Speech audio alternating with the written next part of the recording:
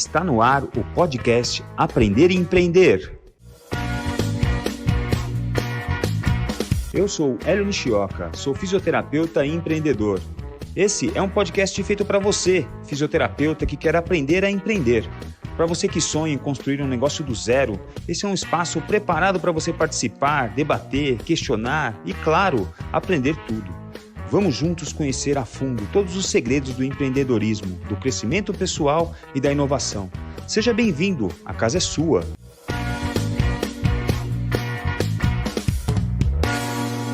Bom dia, boa tarde, boa noite. Nós estamos aqui novamente com o nosso podcast Aprender e Empreender.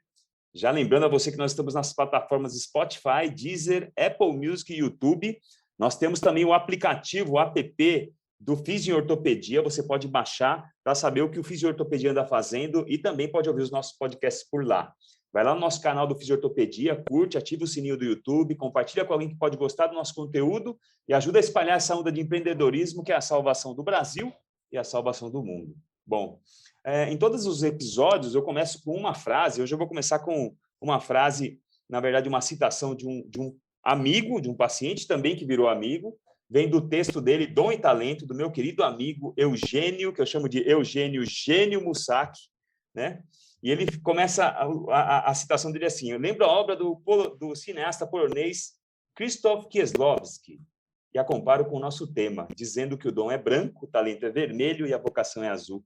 Porque essa trilogia de cores formaria o pequeno arco-íris do nosso destino. O dom é branco, é espiritual, porque é um presente de Deus. Ou, se soar melhor para você, um presente da natureza, que é onde nós sentimos mais a presença divina.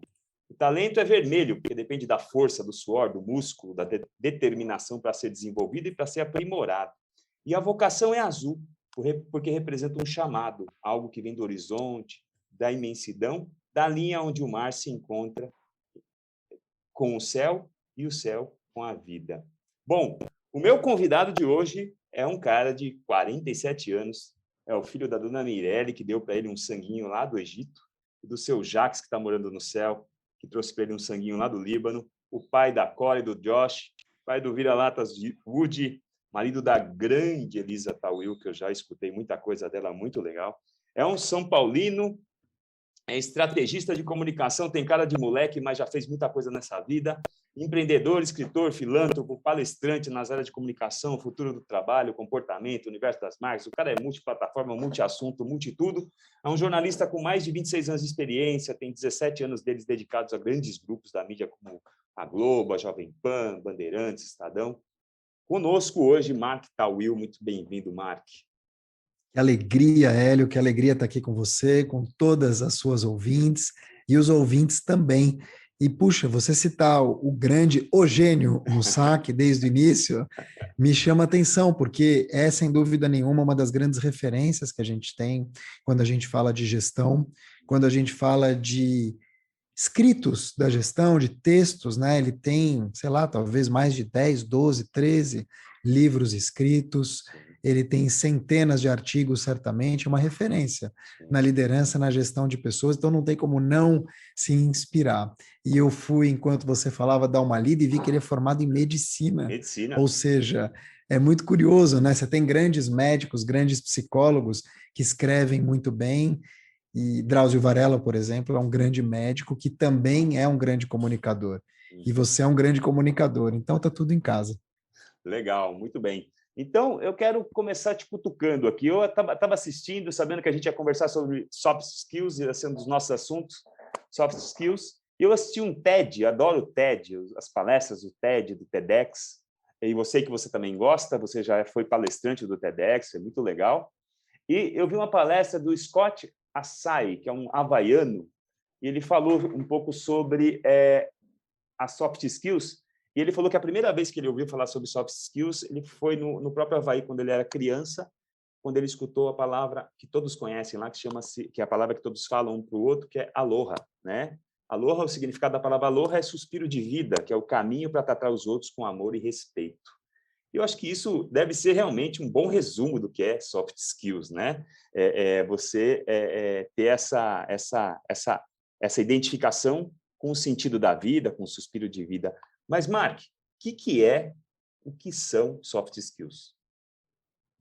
Interessante. A gente vai falar de soft skill, a gente vai falar de hard skill um pouquinho, Sim. mas eu também quero falar de um conceito que eu tenho trazido muito, chamado real skill, que são habilidades híbridas. Então, quando a gente fala de soft skill, é aquela habilidade que você não consegue gerenciar.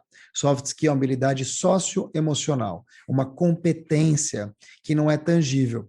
Por exemplo, quando a gente fala em gestão do tempo, quando a gente fala, poxa, o Hélio é muito criativo, como que você mede criatividade? Não dá.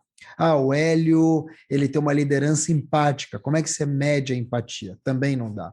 Hard skill é a competência técnica ou gerenciável.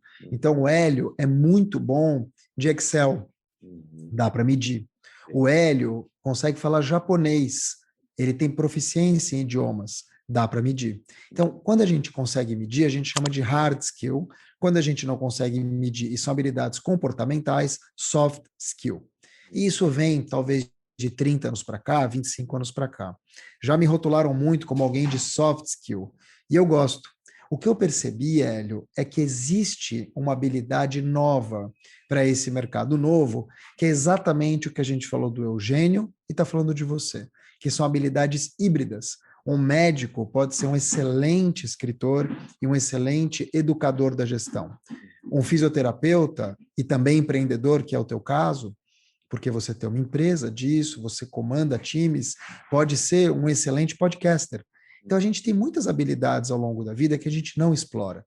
Só que esta pandemia, que nos coloca todos na mesma tempestade, embora em barcos diferentes, ela demonstra que a gente vai ter que se virar. Quando eu falo se virar, é encontrar novos talentos, criar portas onde elas não existem para que as pessoas possam bater. A gente tem que se reinventar. E quando a gente se reinventa, a gente percebe que existem habilidades múltiplas ou habilidades híbridas, porque não adianta você ser um técnico muito bom e ser uma pessoa intragável. E também não adianta ser uma pessoa incrível que não entrega. Então, o ponto é, o que, que é uma habilidade híbrida?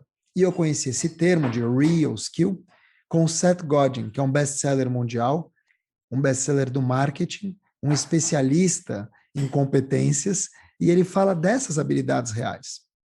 E reais por quê? Porque elas funcionam, porque elas são modernas, são funcionais, são diferenciadas, são necessárias. Elas mesclam, Hélio, liderança, carisma, cuidado, aplicação, dedicação, presteza, solicitude, agilidade e esse senso de urgência. Ou seja, elas misturam congruência, ação e atitude. Legal. E uma característica, talvez, se eu tiver errado, você me corrija, uma característica das soft skills ou das real skills, que são as híbridas, as misturas, né? É que você pode fazer um curso de fisioterapia e aprender as técnicas da fisioterapia. Você pode fazer um curso de final de semana para aprender a fazer um risoto e aprender a fazer esse risoto. Isso é uma hard skill. Mas uma característica que me parece ser das soft skills é que é uma coisa que é mais parecido com escovar o dente. É uma coisa que você faz rotineiramente e o resultado demora para aparecer. Não é uma coisa que você não faz um curso de liderança de um fim de semana.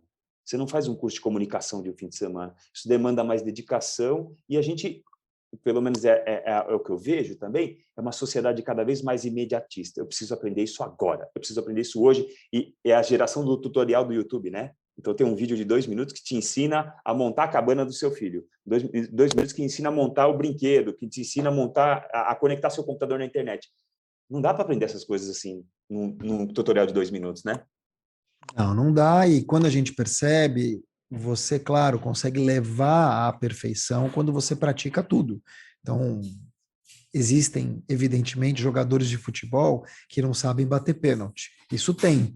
E você vai ter um monte de gente que constrói prédio e o prédio cai, mas o trabalho delas é construir. Você vai ter isso. Agora, essas habilidades comportamentais são habilidades, Hélio, de autoconhecimento.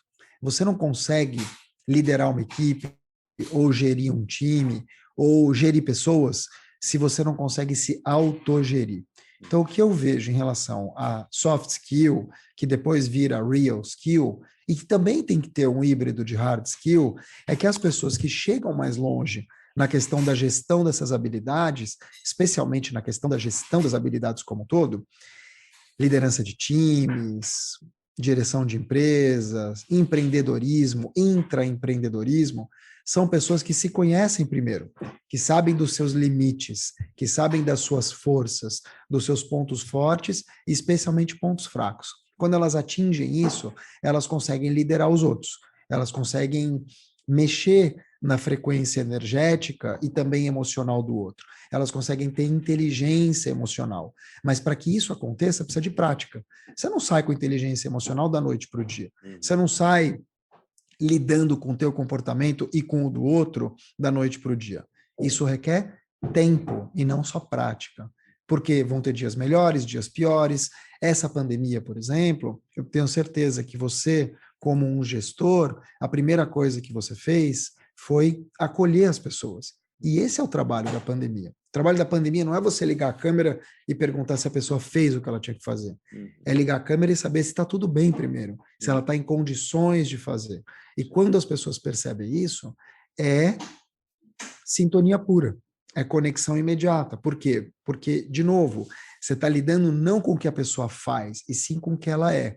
E isso é pura inteligência emocional. Isso é puro real skill. Porque se for para enviar um arquivo, você não precisa nem falar com a pessoa.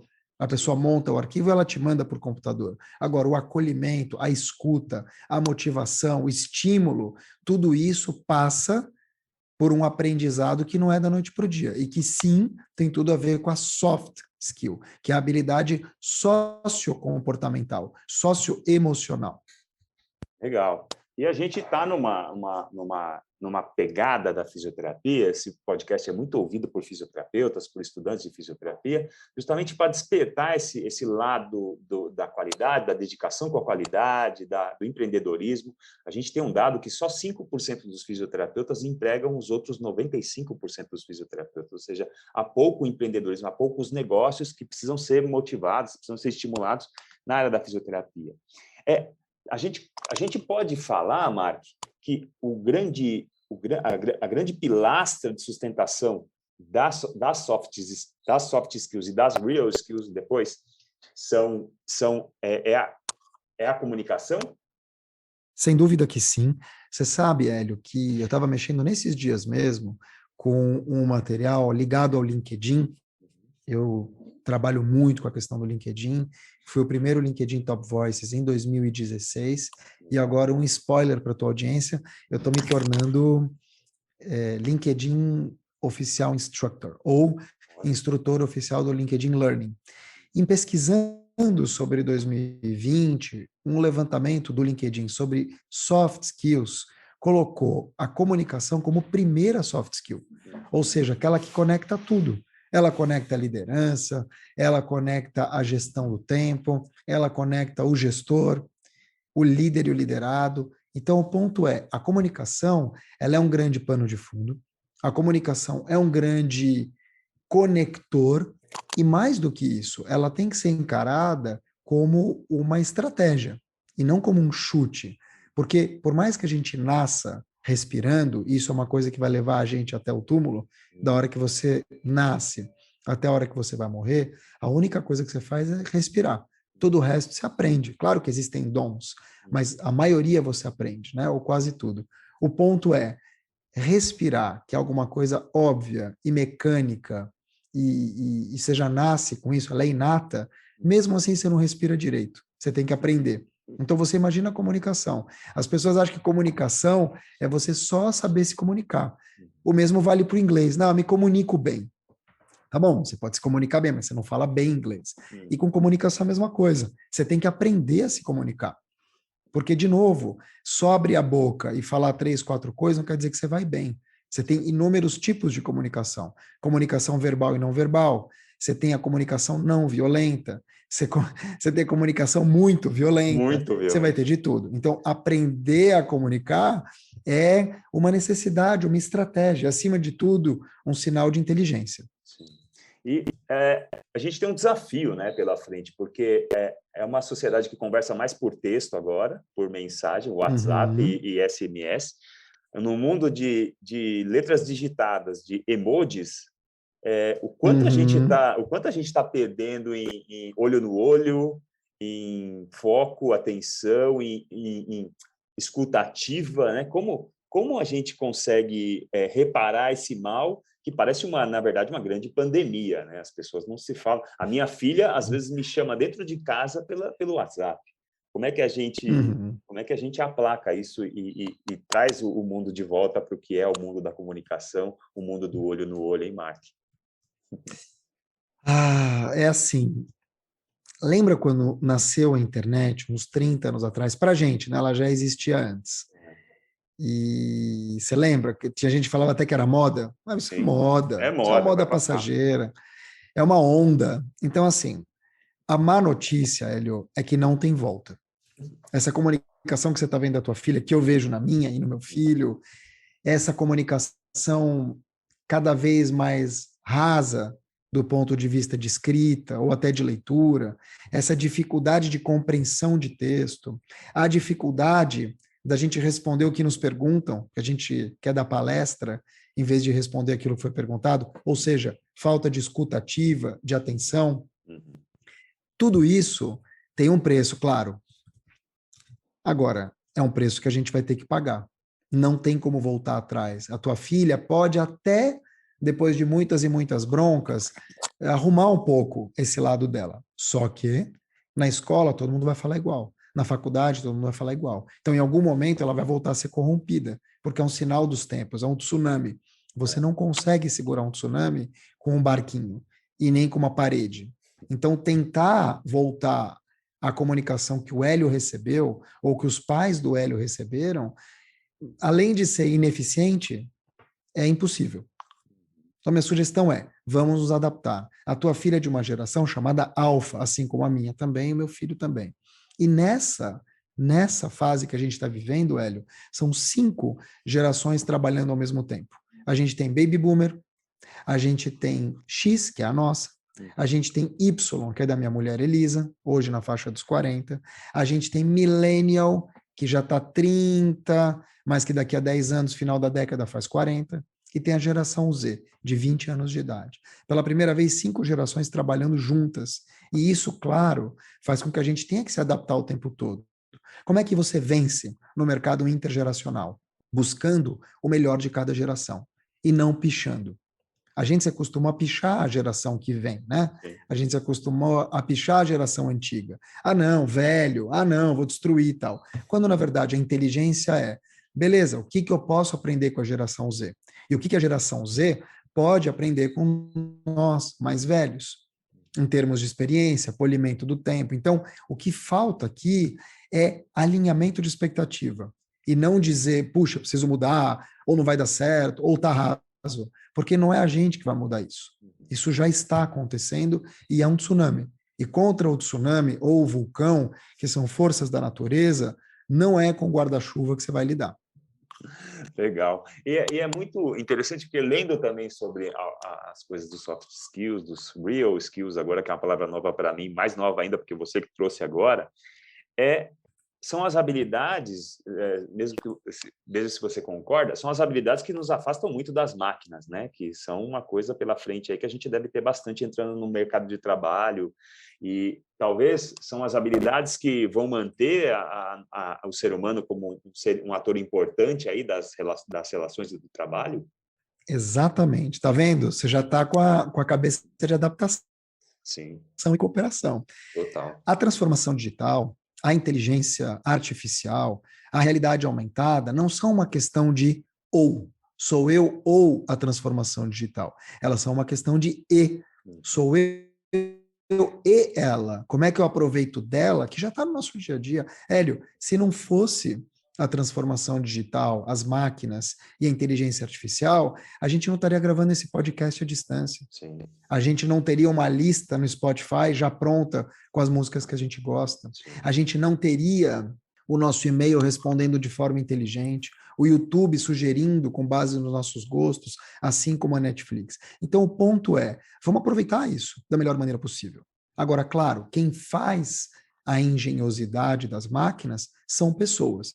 Se essas pessoas estão enviesadas, você vai ter algoritmo racista, você vai ter algoritmo xenófobo, você vai ter o racismo estrutural ainda mais arraigado. Então, você tem vários pontos aqui e de melhoria que precisam estar nas pessoas. E como é que você melhora essas pessoas, indicando para elas habilidades para lidar com esse novo momento? Quando a gente fala de intergeracional, quando a gente fala de novas gerações, a gente está falando de uma geração muito menos preconceituosa que a nossa, muito mais voltada para uma equanimidade entre mulheres e homens, muito mais irritada com a questão da xenofobia, com a questão dos preconceitos, dos conceitos mais antigos. Ah, mas é uma geração mimimi. Ué, se mimimi é a dor que dói no outro, por que manter dolorido? Vamos trabalhar para que a gente encontre o melhor para todos. Esse é o ponto. Eu vejo que existe um preconceito muito grande com as novas gerações por causa disso, mas atenção, elas são menos tolerantes a comportamentos arraigados. Se você não percebe isso, e a geração Z já domina a economia do mundo, não estou nem falando do Brasil, do mundo, porque são pessoas mais ativas, que vão viver mais e que certamente serão os líderes do amanhã. Se você não se dá bem com essa geração, azar é teu, não é dela. Porque é ela que vai dar as cartas daqui a pouco. Ela vai dar as cartas. E você vai ter que se adaptar, né? Nós teremos que nos adaptar. Claro. E aí, a gente tem essa coisa hoje nosso trabalho, por exemplo, o meu trabalho como fisioterapeuta, eu trabalho bastante artesanal, né? Onde eu recebo o paciente no meu consultório, atendo pacientes online também, é uma realidade hoje, o atendimento online é uma realidade e provavelmente veio para ficar, não é uma coisa que a gente vai passar em médico online, a gente vai passar em fisioterapia online. E a semana passada, inclusive, atendi uma paciente que está na Indonésia, um outro paciente que está em Amsterdã. Então, assim, a gente vai ter acesso a mais gente, né? Talvez, pacientes que estão em outros lugares e que confiam no nosso trabalho. Então, sobre o futuro do trabalho, né, Mark? O futuro do trabalho, ou seja, há uma grande modificação e há uma crise nisso, lógico. Existem muitos imóveis para se alugar para escritórios e os imóveis estão vazios hoje. As lanchonetes ao redor dos escritórios estão lá para receber as pessoas que vão comer no meio do dia. Então, assim, tudo isso tende a dar uma desmoronada, né? E uma crise financeira que, porra, tem famílias que dependem desse imóvel alugado, tem famílias que dependem dessa comida sendo comprada. E aí, Marque, como é que... Puxa, olha, é uma tragédia. O que a gente está vivendo é uma tragédia em todos os níveis. Você não pode, e infelizmente, a gente tem perdas, né, Hélio? A gente tem essa questão das perdas em família, de pessoas que perderam gente para a Covid. Eu perdi meu pai, então eu tenho, infelizmente, esse lugar de fala, de ter perdido alguém para a Covid. Sim. Mas passado um ano e pouco dessa pandemia, eu me questiono sobre algumas coisas. E uma delas é, será que o fecha e não fecha é o que tem mesmo? Não tem outras alternativas que a gente poderia pensar? E olha que eu perdi meu pai para isso. Eu ando aqui na região de Cerqueira César, Jardins, onde eu tenho meu escritório, e é uma tragédia. Ontem eu fui ao shopping em Higienópolis, aqui em São Paulo, é uma tragédia. Talvez 30, 40 lojas fechadas. Isso só o que eu consegui ver de canto de olho. Sim. Na praça de alimentação, em todos os andares, lojas grandes, pequenas, conhecidas, desconhecidas. Eu sei de histórias que os locatários não querem flexibilizar e está sendo muito difícil.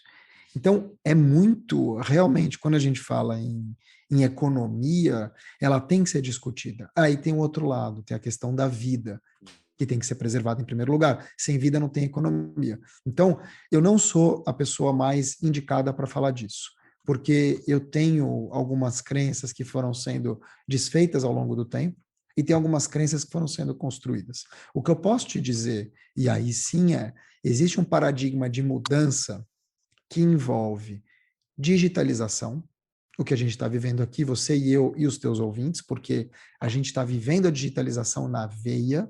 Existe um paradigma de real skills, ou seja, habilidades híbridas, que a gente está conversando aqui desde o início do podcast.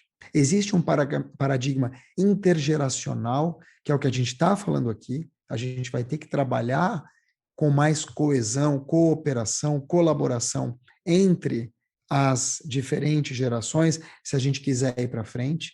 E eu vejo um quarto paradigma que é muito importante, muito ligado a isso que você está dizendo, que é o espaço de trabalho.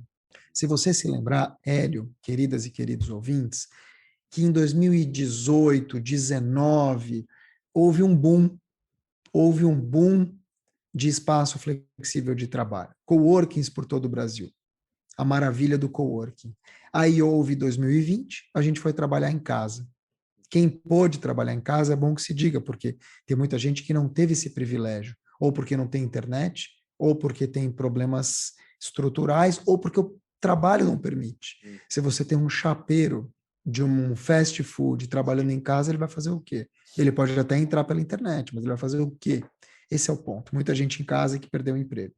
E aí vem o questionamento. Tá, e depois?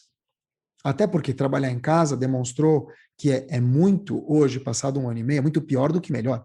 Primeiro tem essa questão que você está citando aqui, da gente destruir o comércio ligado ao espaço comercial. Você tem o transporte, você tem a comida, você tem o supermercado, você tem as lanchonetes, você tem, enfim, você tem inúmeros comércios que sobrevivem das pessoas trabalhando nesse espaço comercial. Primeiro lugar. Segundo ponto, houve um aumento da violência doméstica. Pessoas que perderam tudo começaram a agredir seus cônjuges, seus filhos. E isso é uma revolução, infelizmente, silenciosa que está acontecendo. Você tem crianças, e eu me incluo, com muita dificuldade já para estudar ou para se relacionar, porque simplesmente elas não veem outras crianças. Você tem um homem descobrindo a jornada múltipla da mulher, o homem lavando louça, descobrindo que a mulher fazia tudo em casa e nunca nem tinha percebido. E pior, mulheres tendo que largar os seus trabalhos para cuidar das crianças, sendo prejudicadas pela Covid, que é outro problema silencioso.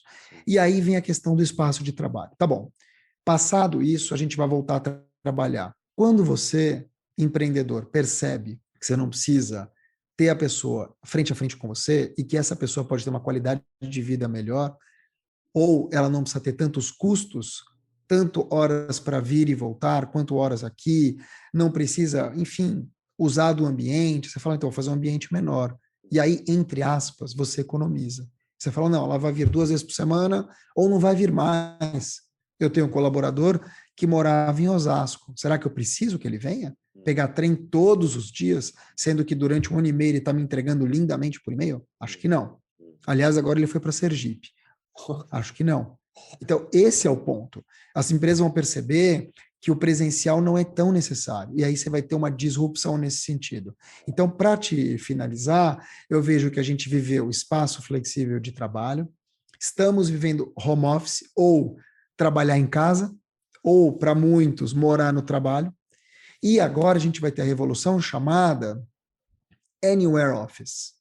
Anywhere Office. Eu vou trabalhar de qualquer lugar. Então, claro, no teu caso, Hélio, que é um trabalho muito artesanal e manual, talvez fique um pouco difícil, mas você já fazia o Anywhere Office, você já ia até a casa do paciente. Sim. Talvez isso não se aplicasse a um especialista em comunicação ou do mercado financeiro, mas quando você percebe que você só precisa de um bom Wi-Fi ou um chip, às vezes nem um teto, que você pode trabalhar ao ar livre de qualquer lugar do mundo, tem gente que foi viajar e trabalhou fora durante 3 meses, ninguém ficou sabendo, nem o próprio funcionário.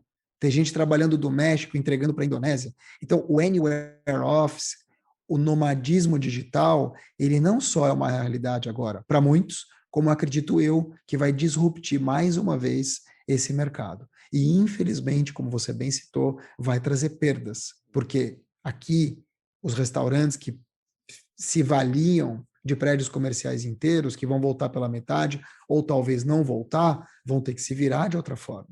Aqui na minha rua, Luiz Coelho, tem um grego, um restaurante grego muito bom, muito bom. E ele tem 4 restaurantes na rua, que estão vazios faz mais de 1 ano. Nossa. Mais de 1 ano. O cara era o rei da rua. Sim. O rei da rua. O restaurante chama Atenas, que é muito bom, por sinal. É um grego na esquina, na frente ele criou uma padaria que ele duplicou de tamanho e que depois virou um restaurante. Ele tinha um mini restaurante aqui por quilo e um outro por quilo, tudo na mesma rua. Aqui na esquina da Augusta, se você já passou por aqui, você sabe. Sim. O que um cara desse faz? Sei lá, 100 funcionários em restaurantes que não abrem faz mais de 1 ano. É uma tragédia. E como ele, tem muita gente vivendo isso. Privilegiados são aqueles que conseguiram fazer delivery ou pivotar. Mas, de novo, eu não vou citar o nome, mas um amigo meu, ele é executivo de uma cadeia de fast food, e ele disse que por mais que o delivery tenha aumentado 400%, ele responde em 15% das vendas totais, porque o que vende é o restaurante. Sim. Então, esse é o ponto. E o problema é que ainda emprega menos gente, né? Você perde impostos de trabalho também, você tem esse impacto, né? E Mark, a gente estando cada vez mais conectado, mas cada vez mais distante um do outro fisicamente, como manter essa comunicação, como manter essa chama acesa, né? Se já era tão difícil liderar abraçando, conversando, às vezes tendo uma conversa difícil, mas ali segurando no braço, mostrando alguma empatia, como ter uma conversa difícil agora? Porque a coisa que a gente mais abominava é fui demitido por e-mail, fui demitido por mensagem, né? Que absurdo isso. Agora, todo mundo vai ser por teleconferência, todo mundo vai ser admitido, demitido, chamado a atenção. Como manter essa chama acesa com tanto vento assim, Mark? Olha, é assim, você tem algumas maneiras e algumas estratégias para você manter o time motivado. E quando eu falo motivado, não é gritar, dançar, oba-oba, mas pelo menos o time interessado naquilo que você está dizendo. O primeiro deles, claro, é você se mostrar humano, é você se mostrar muito mais preocupado com a equipe do que talvez você tivesse até no presencial. E quando eu digo preocupado, não é ficar chafurdando na vida pessoal, mas olha, talvez hoje você não está num bom dia, vamos deixar para amanhã. Quer voltar daqui a pouco? Porque o trabalho, Hélio, vai ser por demanda e não mais por tempo. Eu não preciso manter aqui uma pessoa online das 8 ao meio-dia, do meio-dia às 6. Eu preciso que ela me entregue o que ela tem que entregar. E se ela fizer isso às 3 da manhã, claro, estou exagerando aqui porque tem horário de trabalho, mas e também é uma questão jurídica a partir de agora, né? Sim. Quais são os horários? Agora, quando você consegue mostrar para essa pessoa que o que importa é o que ela está entregando e que está tudo bem com isso, acho que já tira um peso nas costas dela, porque é difícil você pedir para uma mãe ou para um pai que precisa colocar a criança online, a gente sabe como é que é, né, Hélio? Às 8 horas da manhã, que essa pessoa esteja às 8h30 maquiada, ligada com a câmera. Então, esse é o ponto. A gente vai começar a rever aquilo que é bom para todos e não só para o chefe. Minha primeira sugestão, Hélio, eu tenho 6. Minha primeira sugestão é fazer videoconferência diária. Ué, como assim? Isso chama super comunicar. Não é encher o saco e não é ficar cobrando, mas é você demonstrar um ponto de contato, nem que seja um pouquinho por dia, para demonstrar presença. Quando as pessoas se veem ao longo da semana, elas não perdem o contato. Quando elas se veem uma vez por semana, perdem. Ou uma vez a cada 15 dias. Você precisa enxergar as pessoas, olhar se está tudo bem. Criar até mecanismos para ter uma inteligência facial, para você identificar, por meio das expressões, se a pessoa não está bem naquele dia, como é que você pode oferecer ajuda. Esse é um ponto importante. Então, fazer videoconferências diárias. Segundo ponto, hora do home, hora do office. Hora do home, hora do office. Pausa necessária, voluntária, para refletir, para ter produtividade, para você ficar com a tua família. Então, você, como líder, fomentar isso. Eu quero que você descanse. Eu quero que você fique com a tua família. Gente, vamos acabar um pouco mais cedo hoje, tá bom? Pessoal, hoje não tem expediente. Pessoal, entregou, termina. Você tem que ter flexibilidade, porque não dá para você exigir o mesmo tempo que você tinha aqui. Não dá, porque vão ter dias que as reuniões vão até mais tarde. Vão ter dias que vai dar um pau, que todo mundo tem que se encontrar às 9 da noite. Então, flexibiliza quando dá para flexibilizar. E aí você cria um ponto de cultura. Outro ponto, gerar valor. Divide uma leitura, divide uma dica, uma série, um insight. Não economiza nas coisas que arejam a cabeça dos outros. Não é só trabalho, trabalho, trabalho. Inovação, quarto ponto, eu acho que ele é fundamental. Tem muita gente que criou pizzada virtual. Tem muita gente que mandou livro. Tem muita gente que pagou sessão de psicanálise. Ou seja, vai além das palavras crise, coronavírus, isolamento, pandemia, morte. Chega. Então, quando você inova nesse sentido, e você não precisa reinventar a roda, você fala, meu, estou te pagando a Netflix por mês, dá R$40 por mês. Estou te pagando um streaming para dizer outros, né? Da Amazon, da Disney, sei lá. Estou dando outros nomes aqui para não parecer propaganda. Globoplay, que aliás é ótimo. Então, esse é o ponto. Inova, mostra que você aprendeu alguma coisa. Paga uma yoga, paga uma sessão de fisioterapia online, que seja. Quinto ponto, comece a elaborar um futuro promissor. Então, quando você tem tempos difíceis, como os de agora, você tem que desenhar um futuro melhor. Você tem que mostrar para as pessoas que você gera segurança, empatia e prosperidade. Não é criar coisas falsas. Vamos todo mundo se abraçar daqui a um mês. Não é isso. Mas você tem que demonstrar para o teu time, nessa comunicação, que existe uma luz no fim do túnel. Que você está ciente, porque você também está passando por isso em casa, mas que tem que bater palma e vamos lá, galera. Isso vai passar. Porque o time vai se lembrar disso. Sim. O time, ele não vai se lembrar de um dinheiro que você deu no fim do mês só.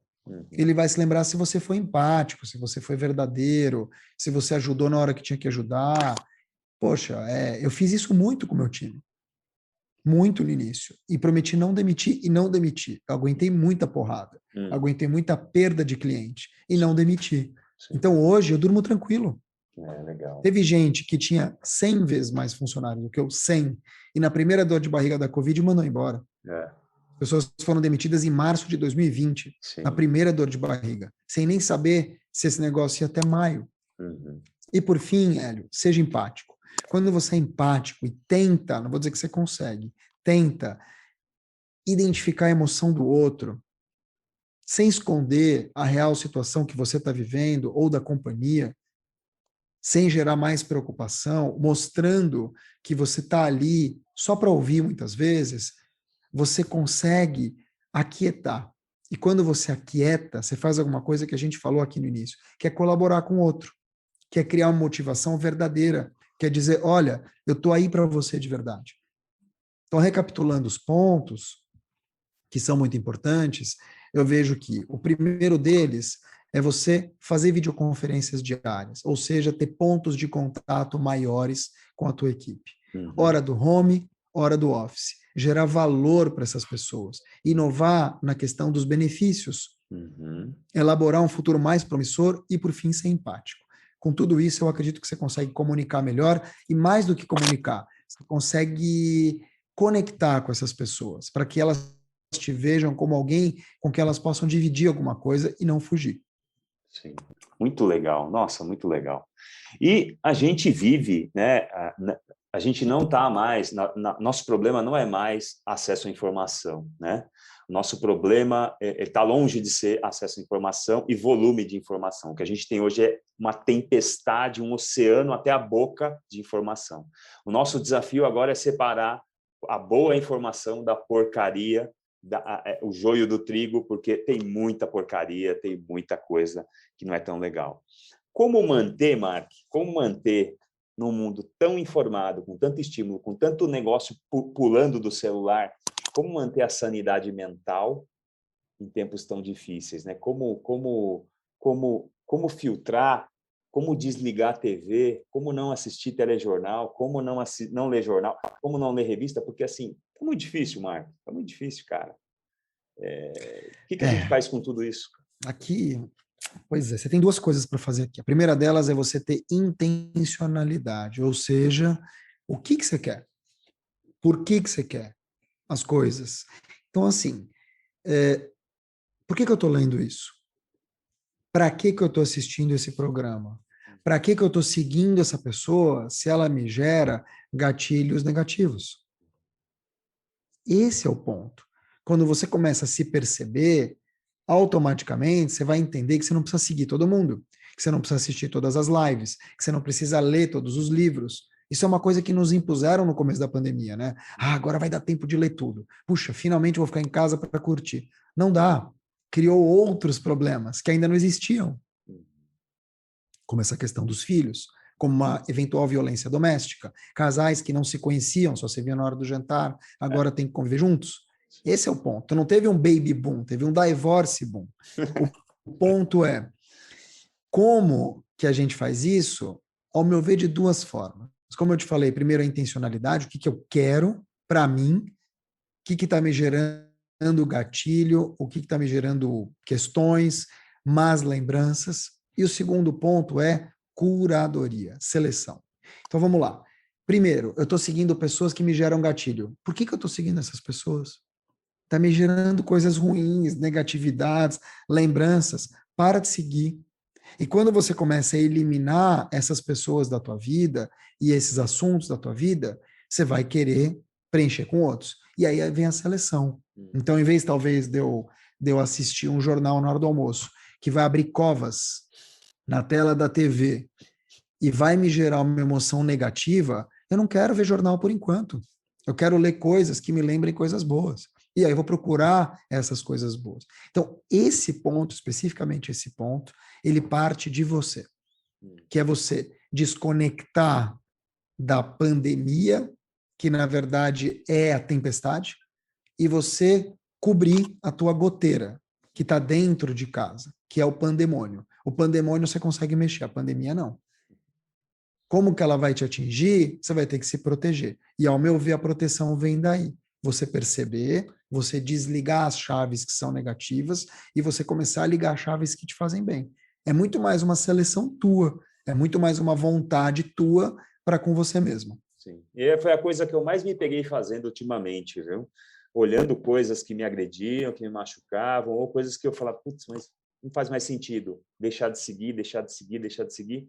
Faz um bem desgramado isso, você tirar, limpar, é igual limpar armário, né? Limpar a geladeira, você tira um monte de coisa que você achava que precisava e não precisa mais, né? Muito interessante essa coisa do digital, né? Outro dia eu estava vendo um site de crowdfunding, onde estão começando a aparecer os devices, porque a gente está conectado com tele-reunião o dia inteiro. O cara criou uma webcam que fica no meio da tela. Uma webcam que você adapta em qualquer computador, porque a gente gosta, tipo, eu tô olhando para você, eu tô olhando para o seu rosto aqui, porque me é agradável falar olhando para o seu rosto. Só que quando eu olho para a câmera, eu não estou olhando para o seu rosto, né? Então o cara criou uma câmera que fica no meio da tela.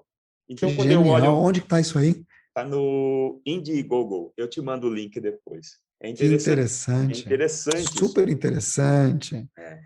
Outro Então, dia eu você vi vê, Hélio, pode falar. sim. Não, você vê que interessante, quer dizer, são soluções criadas em cima de coisas que não existiam, que é essa pandemia. Ela não existia. Então, você tem que criar soluções, dar respostas para algo que nunca foi dado, que é a nossa primeira grande pandemia nesse nível. E outro palestrante também que eu estava ouvindo um podcast, o Márcio Balas, que é um palhaço, um cara que é palhaço, Ele é ótimo. é super interessante. Ele dá cursos de palhaço, dá cursos de comunicação também, e ele falou que a primeira modificação que ele fez no computador dele foi pegar um post-it, recortou em formato de seta e colocou na câmerazinha. Então, ele não tem que olhar para o rosto, ele tem que olhar para a câmera, porque olhando para a câmera, ele está olhando para o rosto da pessoa, e a pessoa se sente vista, se sente olhada nos olhos, né? Muito legal isso. Sem dúvida, porque é uma das coisas que eu indico, né? Quando você, por exemplo, está numa videoconferência, o ideal é você olhar para o buraquinho da câmera. Só que muitas vezes você está apresentando alguma coisa. Então, você tem um outro ponto aqui. Puxa, como é que eu estou apresentando e não estou conseguindo olhar para o que eu preciso escrever? Ter que decorar. Então, é tudo muito difícil. É um momento muito cruel para todos nós. Legal. E como cultivar a boa comunicação dentro do ambiente de trabalho com tantas gerações? Você falou que são 5 gerações trabalhando juntas agora, né? 5 gerações, sim. Como refinar essa comunicação? Como manter isso vivo em gerações tão diferentes e de vivências tão diferentes e de comunicações tão diferentes, estilos de comunicação tão diferentes?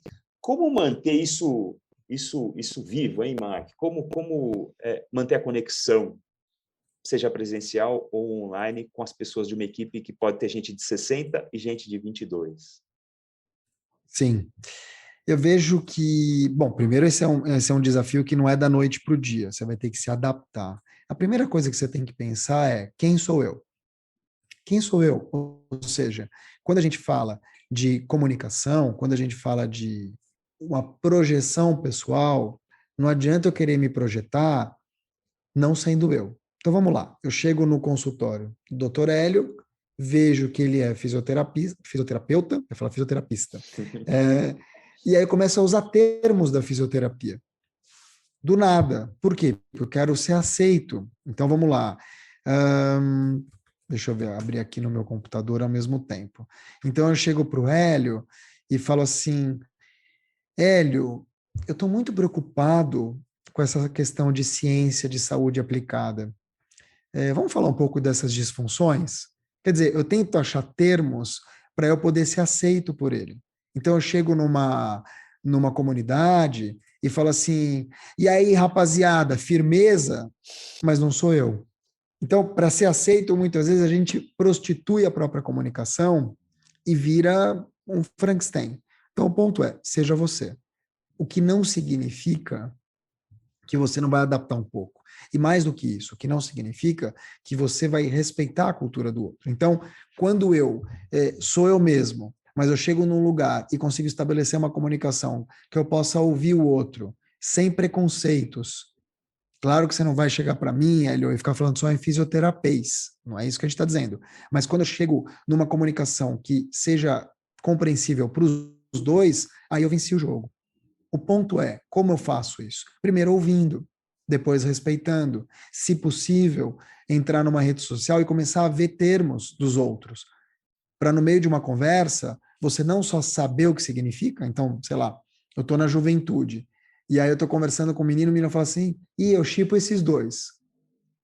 Isso está super naturalizado, basta você dar um Google para ver o que é. Uhum. E aí você consegue conversar de igual para igual. Você vai conseguir conversar com a tua filha melhor, sabendo o que é chipar, do que ela falar, eu chipo esses dois. Falar, filha, o que é isso? Nada a ver e tal. Começa a derrubar. O ponto é estar aberto, Hélio, para poder aprender. E quando as pessoas percebem isso, elas não resistem a você. Porque quem resiste, persiste. Que legal mesmo. Bom, maravilhoso. Aliás, Hélio, te cortando aqui, o que é Manda. chipar? Você sabe de onde vem chipar? Não faço ideia, meu. Jura? Não faço ideia. Shippar é quando as pessoas olham para duas cabeças assim e shippam.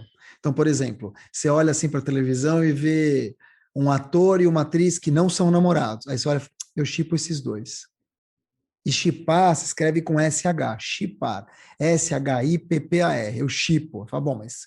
Bom, aí eu pensei, caramba, da onde vem o shippo? Tem nada a ver, né? Concorda? Uhum. E eu fui pesquisar, e sabe o que eu descobri? Vem de relationship. Então, quando eu shippo os dois, eu estou dizendo, eu quero esses dois juntos. Mas, ué, da onde vem isso? De shippar, de relationship. Então é isso. Então é quando entre duas pessoas tem uma liga, tem uma conexão legal e você quer ver os dois juntos, é isso? Quando você acha que tem, às vezes não tem, né? Sim, sim, Mas você. quando eu acho que tem, eu olho para esses dois, eu shippo esses dois. E mais do que isso, Helio, que se a gente fosse um casal, a gente seria o ele marque, porque o chip, as pessoas criam a hashtag do chip. Então, quando você tem sei lá, uma amizade no Big Brother Brasil entre o Gil e a Juliette, para citar um exemplo, vira Gilete. É Gil com Juliette. Eles pegam o começo de um nome e o final de outro, e chipam, e juntam e viram uma hashtag. E é super curioso. Então Os casais costumam fazer isso. É a liga até no nome, fundir os nomes e ver liga nas pessoas, fundindo os nomes, hashtag e... Bom, que coisa, né? Fala para sua filha, é que tua filha tem quantos anos? 15. Porra! Mas daí já passou da hora de saber. Chega para ela hoje e fala, filha, tô pensando em chipar você com alguém. Ela fala, que isso, pai? Ai, pai, não. Porque eles... Mas é a linguagem deles. Você vai ver. Fala assim, filha, você já pensou? Eu chipo esses dois. Olha para a televisão e junta duas pessoas. Nada a ver, fala, eu chipo esses dois. Você vai ver que engraçado. Bom, a gente está em tempos de fisioterapia, em tempos onde, dentro até da literatura da fisioterapia, a gente fala cada vez mais em comunicação. A gente está lendo escutativa, a gente está lendo assuntos sobre comunicação, porque isso parece cada vez mais importante no tratamento de pessoas com dor persistente, né? o que a gente percebe também, Mark, foi até uma percepção que eu tive na conversa com o Beninova, o grande chefe de cozinha Beninova, que é seu amigo, que te devolveu o abraço que você mandou para ele lá no ar. Adoro ele. Eu também. Ele falou assim, Hélio, tem uma coisa em comum nas nossas profissões. A gente demora para ganhar dinheiro. A gente demora para ganhar dinheiro, mas é por um motivo claro e um motivo até justo. A gente demora para ficar bom. A gente demora para ficar bom. E isso, lógico, está envolvendo soft skills, que é uma coisa que demora mesmo, né? Uhum. Num mundo tão ávido por ter uma pessoa que sai da faculdade e vai atender um paciente, e teoricamente a gente tem a consciência de que a gente não está pronto para as coisas. Ninguém está pronto para ser pai, porque você vai aprender a ser pai sendo. Ninguém está pronto para casar, porque você vai ser marido casando. Você não vai ser, não está pronto para ser chefe, porque você vai aprender o que é ser chefe virando chefe. Então, você vai aprender com a sua equipe, você vai aprender com o seu filho, vai aprender com a sua esposa, com o seu marido, como é que faz esse negócio aí para viver junto, como é que faz esse negócio aí para conviver. Mas como é que faz com as profissões se eles têm que sair, pronto? É igual um carro que sai da linha de montagem, ele sai pronto para andar, é só pôr gasolina e andar. Como é que faz isso com gente, Não tem como fazer. É uma questão do polimento do tempo. Você vai ter gente que ganhou dinheiro muito rápido, mas depois não se sustentou. Uhum. Você vai ter gente que conseguiu trabalhar uma vida inteira e foi o melhor no que fez e não foi valorizado financeiramente. Não tem isso. Não tem fórmula.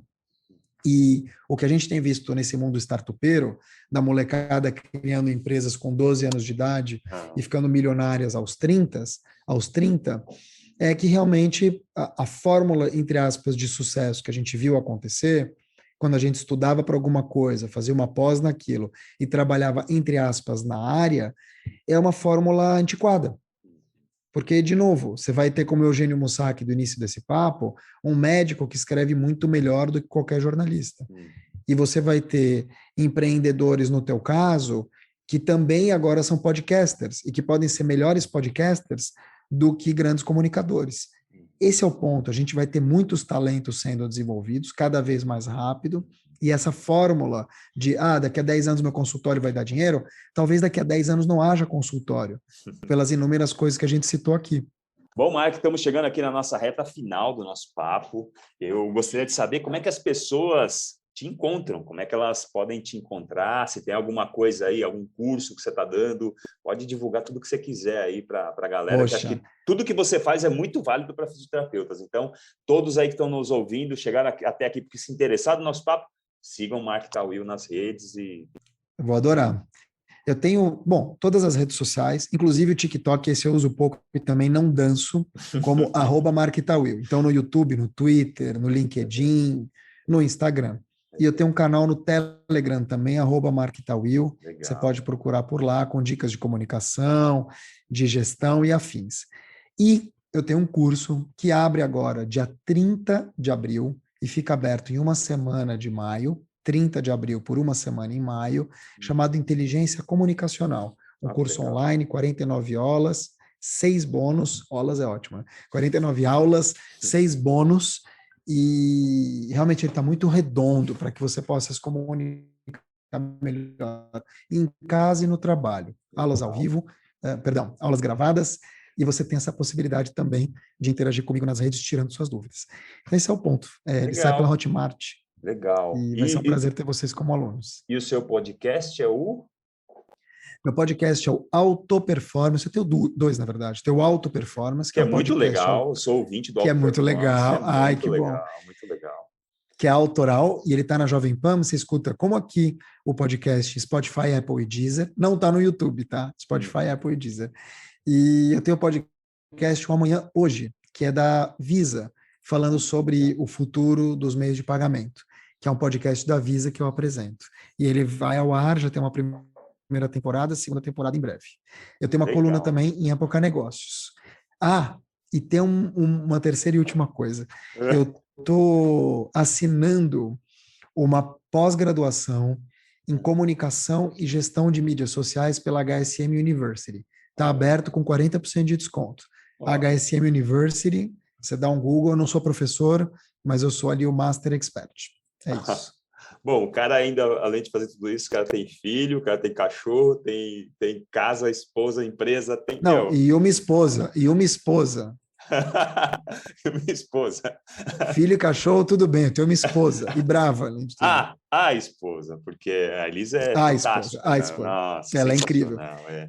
Bom, a gente está entrando aqui na nossa reta final. Agradecer mais uma vez. Nós estamos lá nas plataformas Spotify, Deezer, Apple Music e YouTube apenas com áudio. Vai lá também, tem um aplicativo do Fisiortopedia, baixa, você consegue saber tudo que o Fisiortopedia está fazendo e também consegue ouvir os nossos podcasts. Aqui um suspiro, um pouco de oxigenação, como disse o Mark, um pouco de aeração para a gente respirar, um papo gostoso, um papo tranquilo e um papo para trazer também um pouco de conforto, né? Como uma boa comida feita pelo Benny Novak, também um papo gostoso, que é a matéria-prima do Mark Tawil, sempre comunicação, comunicação, comunicação, é o cara, é o expert disso. Mark, muito obrigado, vai ser inesquecível esse episódio, um episódio épico, e muito obrigado pelo seu tempo, né? Obrigado você, querido. Parabéns pela tua jornada empreendedora. Espero que todas e todos tenham gostado, ficado até aqui, e vai ser uma honra a gente continuar esse papo nas redes sociais e também nos cursos como um todo. Obrigado, viu, Hélio? Eu estou te devendo uma visita aí. Por favor. Valeu, pessoal, que ficou até aqui. Um abraço e até mais. Tchau, tchau.